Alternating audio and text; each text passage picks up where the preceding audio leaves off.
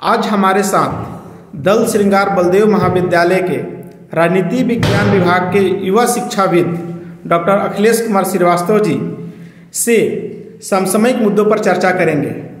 आज का विषय वस्तु है 21वीं सदी में कांग्रेस की प्रासंगिकता और उसकी भारत जोड़ो यात्रा। नमस्कार डॉक्टर अखिलेश कुमार श्रीवास्तव सर, आपका बहुत बहुत अभिनंदन है। नमस्कार। सबसे पहले आपने बात किया कि कांग्रेस की प्रासंगिकता और वर्तमान समय में कांग्रेस की जो भारत जोड़ो यात्रा चल रही है उसके संदर्भ में क्या है। तो कांग्रेस की प्रासंगिकता, थोड़ा सा कांग्रेस को समझने का प्रयास करें तो हमें यह पता चलता है कि भारतीय राष्ट्रीय कांग्रेस की स्थापना जो 1885 ईस्वी में की गई थी, वह स्वतंत्रता आंदोलन के लिए था। वह भारत का पक्ष रखने के लिए था, क्योंकि उस समय ब्रिटेन की हुकूमत के साथ जिम्मेदार पूर्ण तरीके से लड़ने के लिए भारत में कोई संगठन नहीं उपलब्ध था। इस स्थिति में भारतीय राष्ट्रीय कांग्रेस की स्थापना की गई। इसमें कहीं दो राय नहीं है कि भारतीय राष्ट्रीय कांग्रेस के बड़े नेताओं ने या भारतीय राष्ट्रीय कांग्रेस से जुड़े सभी नेताओं ने भारत के स्वतंत्रता आंदोलन में अपना अतुलनीय योगदान दिया और अंततः जिस उद्देश्य के साथ कांग्रेस की स्थापना हुई थी 1947 में उसने अपने उद्देश्य को पूर्णतः प्राप्त कर लिया। भारतीय राष्ट्रीय कांग्रेस के ही एक बड़े नेता थे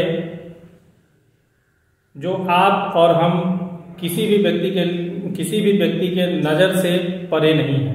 उनका नाम था श्री मोहनदास करमचंद गांधी। उन्होंने स्वतंत्रता के पश्चात यह कहा था कि भारतीय राष्ट्रीय कांग्रेस कोई राजनीतिक पार्टी नहीं है, इसलिए इसे तुरंत समाप्त कर दिया जाना चाहिए या इसे भंग कर दिया जाना चाहिए और स्वतंत्र भारत की राजनीति के लिए एक नई राजनीतिक पार्टी का गठन किया जाना चाहिए। लेकिन 1947 तक आते आते कांग्रेस में एक सबसे बड़ी खामियां दिखाई दी, वह यह कि कांग्रेस धीरे धीरे एक सीमित परिवार की ओर सिमटता चला गया और उसका नतीजा यह हुआ कि 1947 के बाद भी कांग्रेस परिवारवाद से उबर न सका और तब से लेके आज तक कांग्रेस परिवारवाद से नहीं उबर पाया। लगातार स्वतंत्रता के पश्चात से लेकर के और कमोबेश अगर ठीक से देखा जाए तो 50, 60, 70 वर्ष की राजनीति में 50 वर्ष की राजनीति अकेले कांग्रेस के द्वारा की गई है। लेकिन फिर भी भारत की जो बुनियादी समस्याएं रही है आज भी उतनी ही उसी जगह पर खड़ा है जहां से वह स्टार्ट हुआ था। तो फिर कांग्रेस की प्रासंगिकता तो यहीं पर कटघरे में खड़ी हो जाती है कि कांग्रेस इतने दिनों तक शासन करने के पश्चात किया क्या। अब समस्या ये है, वर्तमान समय में कांग्रेस के तथाकथित युवा श्री राहुल गांधी भारत जोड़ो यात्रा के साथ प्रारंभ कर रहे हैं कांग्रेस को एकीकृत करने का। असल में यह कांग्रेस की भारत जोड़ो यात्रा नहीं है, यह कांग्रेस पार्टी के आंतरिक एकीकरण की प्रक्रिया है जिसका बीड़ा श्री राहुल गांधी ने उठाया है। हाँ, आने वाले समय में इनके भारत जोड़ो यात्रा का असर बुनियादी तौर पर क्या पड़ेगा यह तो नहीं कहा जा सकता, लेकिन आंतरिक विरोध जो उनके पार्टी के अंदर चल रहा था उसमें जरूर कमी दिख रही है। बहुत सारे जो अंदर के लोग उसके कांग्रेस के विरोध में जा रहे थे, आज उसमें कमी दिखाई जरूर दे रही है। तो कांग्रेस की गिरती प्रासंगिकता हमारे स्तर से कहा जाए तो कांग्रेस की प्रासंगिकता वर्तमान समय में अग्रसारित नहीं हो रही है, बल्कि उनकी प्रासंगिकता समाप्ति की ओर है। और भारत जोड़ो यात्रा जो है उनका भारत जोड़ो यात्रा जो राहुल गांधी का है, वह यात्रा कांग्रेस के आंतरिक गतिरोध को शांत करने का एक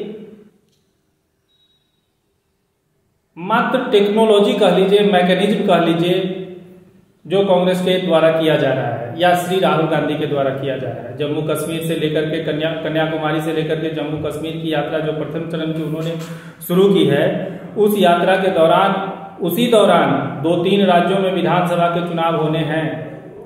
कितना असर उस पर पड़ेगा जमीनी तौर पर यह तो कहना मुश्किल है या अभी मुमकिन नहीं है, यह तो रिजल्ट के बाद पता चलेगा। लेकिन जो व्यक्तिगत समस्याओं से पिछले 10 वर्षों से कांग्रेस जूझ रही थी, उस समस्याओं में निश्चित तौर पर कुछ न कुछ कमी आई है। दूसरी या तीसरी बार ही है कि वर्तमान में भारतीय राष्ट्रीय कांग्रेस का कमान किसी गैर कांग्रेसी को दिया गया है। इससे पहले भारतीय राष्ट्रीय कांग्रेस का कमान गैर कांग्रेसियों को कम दिया जाता रहा है। गैर कांग्रेसी का मतलब यह हुआ कि कांग्रेस पार्टी मतलब नेहरू परिवार। नेहरू परिवार से अलग हटके जब हम बात करें और किसी भी राजनीतिक पार्टी में, किसी भी संगठन में अगर परिवारवाद के दम से उसको नहीं निकाला जाए तो वह अपने परिणति को प्राप्त नहीं कर सकती है। जहां तक कांग्रेस पार्टी की बात है तो कांग्रेस पार्टी के बैकफुट चले जाने के पीछे यही एकमात्र कारण रहा है। और आज गैर कांग्रेसी अध्यक्ष बनने के बाद राहुल गांधी के द्वारा जो काम किया जा रहा है या राहुल गांधी जिस स्तर पर अपने आप को कांग्रेस को सौंप दिए हैं, यह माना जा सकता है कि राजनीति के रूप में, बुनियादी राजनीति में उनको कहीं कुछ सफलता मिले। लेकिन हमें यह सफलता दृष्टिगोचर नहीं हो रहा, ऐसा माना नहीं जा सकता। ऐसा नहीं कहा जा सकता है कि आने वाले विधानसभा चुनाव में या आने वाले लोकसभा के चुनाव में कांग्रेस को बड़ी सफलता मिलती दिख रही है। सर, इस बीच मेरा एक सवाल है कि अगर हम देखें कि कांग्रेस परिवार में नेहरू, इंदिरा गांधी को देखें, उनकी हत्या हुई, राजीव गांधी की हत्या हुई, या फिर हम कहें कि अगर एक व्यक्ति जो युवा है राहुल गांधी, वो आते हैं और पैदल मार्च करते हैं, भारत जोड़ो यात्रा की तरह पैदल चलते हैं अपने साथियों के साथ, तो कहीं ना कहीं ये तो दिखाता ही है कि उनका भारत के प्रति क्या लगाव है, या कहें कि कांग्रेस पार्टी से ही कहें कि क्या लगाव है।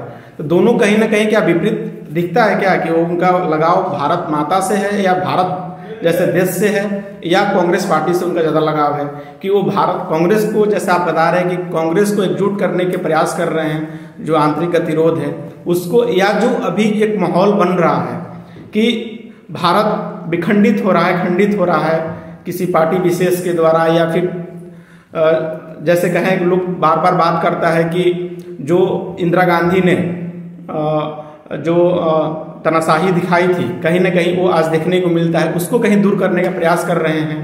इसको किस रूप में देखते हैं? सबसे पहले महोदय आपको स्पष्ट कर दें कि 50 वर्ष के बाद कोई युवा नहीं होता, इसलिए राहुल गांधी तथाकथित युवा तो कह सकते हैं, लेकिन राहुल गांधी को युवा नहीं कहा जा सकता। अब रह गई बात कि भारत माता से प्रेम की, तो भारत माता से प्रेम की बात उनको अपने वजूद को बचाने के लिए उन्होंने यह प्रयास किया है, नहीं तो उनके वजूद पर ही संकट है। भारतीय राष्ट्रीय कांग्रेस आज तक परिवार से निकल नहीं पाई है।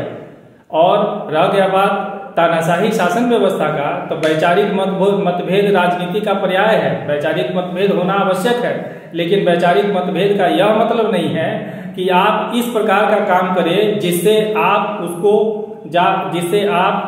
विपक्षी पार्टी को प्रबल विरोध का दर्शन कराए या प्रबल विरोध का अनुभूति करा सके। रह गई बात श्री राहुल गांधी जी का, तो उन्होंने अपने विरोधों को शांत करने के लिए भारत जोड़ो यात्रा चलाया है। इसका कोई राजनीतिक प्रासंगिकता मुझे नहीं दिख रहा, और आने वाले निकट भविष्य में भी इसकी कोई प्रासंगिकता नहीं है। भारत माता से अगर उनका प्रेम होता तो आप याद कर लीजिए, पिछले जितने भी लोकसभा के चुनाव हुए हैं, विधानसभाओं के चुनाव हुए हैं, चुनाव के तुरंत पश्चात राहुल गांधी भारत से चले जाते हैं और कहीं दूसरे देश की यात्रा पर आते हैं, उसके बाद आते हैं। क्या किसी प्रबल विरोधी का यही अर्थ है? क्या किसी प्रबल विरोधी का यही कर्तव्य है? बहुत बहुत धन्यवाद सर। हमारे साथ हमारे साथी हैं, उनका भी मन में कुछ सवाल हैं कि जो आपसे पूछना चाहते हैं, आपसे जानना चाहते हैं। डॉक्टर शैलेश कुमार सिंह सर, अगर आपका कुछ सवाल है तो। बहुत बहुत धन्यवाद श्याम जी। अखिलेश जी, जिस तरह का आपका वक्तव्य है, वर्तमान परिवेश में जिस तरह से राहुल गांधी जी ने, जैसा कि आपने कहा कि कांग्रेस के एकीकरण के लिए अभियान चलाया है, क्या इस तरह का कोई साक्ष्य है आपके पास जो आप कह सकते हैं कि कांग्रेस के एकीकरण का अभियान है? क्यों ना भारत को जोड़ने का जो नाम दिया है कांग्रेस पार्टी ने, भारत जोड़ो यात्रा, इससे पूर्व में भी बहुत सारे लोगों ने पूरे हिंदुस्तान की यात्रा करने का प्रयास किया था, जैसे कि तथाकथित या कहें कि पूर्व राष्ट्रनायक, पूर्व प्रधानमंत्री युवा तुर्क चंद्रशेखर जी ने भी भारत जोड़ो यात्रा पर निकले थे। राहुल गांधी जी की जिस यात्रा को आप एकीकरण का अभियान बता रहे हैं, हम आपकी बात को मान लेते हैं। आप कितना सहमत हैं कि राहुल गांधी जी की इस एकीकरण यात्रा के तत्पश्चात कांग्रेस पार्टी आने वाले लोकसभा चुनाव में सत्ता पे काबिज होगी? क्या आप इससे सहमत हैं? नहीं। यदि नहीं सहमत है तो क्यों? आप ही ने अभी कहा कि राहुल गांधी जी कांग्रेस के एकीकरण के लिए लगे हुए हैं, हम आपकी बात से पूर्णतः सहमत हैं। लेकिन राहुल गांधी जी की भारत जोड़ो यात्रा को अभी केरल से जब यात्रा शुरू हुई थी, केरल से होकर के जैसे जैसे आगे बढ़े, जिस तरह जनता का पास स्नेह और समर्थन मिल रहा है, वो आपको क्यों नहीं लगता कि वो आने वाले 2024 के लोकसभा के चुनाव में कांग्रेस पार्टी अपने को पुनः स्थापित करेगी?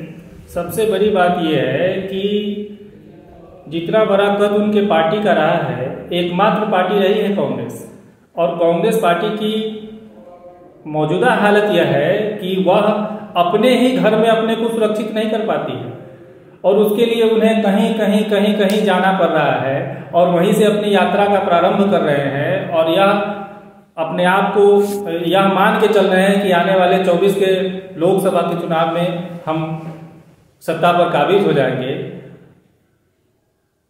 पूरे अखिल भारत स्तर पर अगर बात किया जाए तो संयुक्त प्रांत एक ऐसा प्रांत है जो पूरे भारत का रिप्रेजेंटेशन करता है। वहां 70 लोकसभा का सीट है। वह कांग्रेस पार्टी का गढ़ माना जाता रहा है। आज स्थिति यह है कि कांग्रेस पार्टी अपने ही घर में अपना खाता नहीं खोलने के लिए तैयार है। कैसे यह कल्पना किया जाए कि भारत जोड़ो यात्रा के उपरांत वह 2024 के लोकसभा के चुनाव में सत्ता पर काबिज हो जाएंगे, जो आज मुख्य तौर पर या संवैधानिक तौर पर विपक्ष की भूमिका नहीं निभा पा रहे हैं, वह आने वाले समय में सत्ता पर काबिज हो जाएंगे। और रह गया बात आंतरिक गतिरोध का, स्पष्ट है आपके सामने में मनीष तिवारी, आपके